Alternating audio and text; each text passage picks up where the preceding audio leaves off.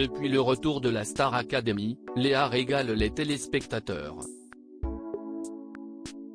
La jeune femme de 24 ans au caractère bien trempé se fait souvent remarquer pour son naturel, ses attitudes de diva ou encore pour le fait de ne pas se comporter toujours comme il le faudrait avec les grands noms de la chanson française qui participent aux lives de l'émission. Mais face à Louis, Léa a montré un nouveau pan de sa personnalité, la naïveté totale et la méconnaissance du monde rural. Une séquence qui fait beaucoup parler.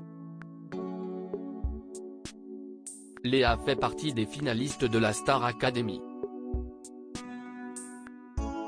La jolie brune aux cheveux bouclés s'est qualifiée samedi 19 novembre avec Anisha, Enola. Toutes les trois rejoignent Louis qui a été sauvé d'office par les professeurs et le directeur de cette saison Michael Goldman. Alors que tous se préparent pour la finale et les dernières évaluations qui auront leur importance car celui ou celle qui aura la meilleure note aura droit à une énorme surprise, les élèves, forcément un peu stressés, passent aussi des moments de détente dans le célèbre château des Vives au Hadamari-les-Lys. Et il y a une scène hallucinante qui a beaucoup fait rire ou agacé, cela dépend des points de vue, les fans de l'émission de télé-réalité.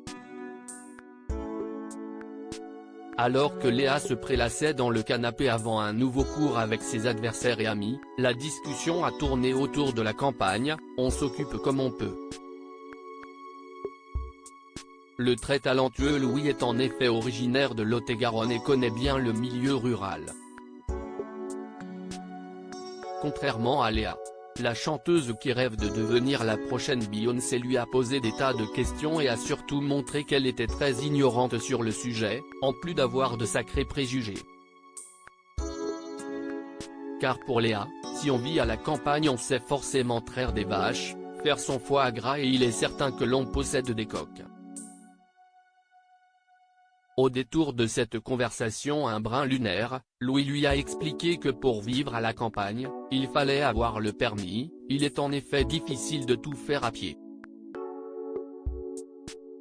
Une information qui a chamboulé Léa qui a pris cette déclaration au premier degré.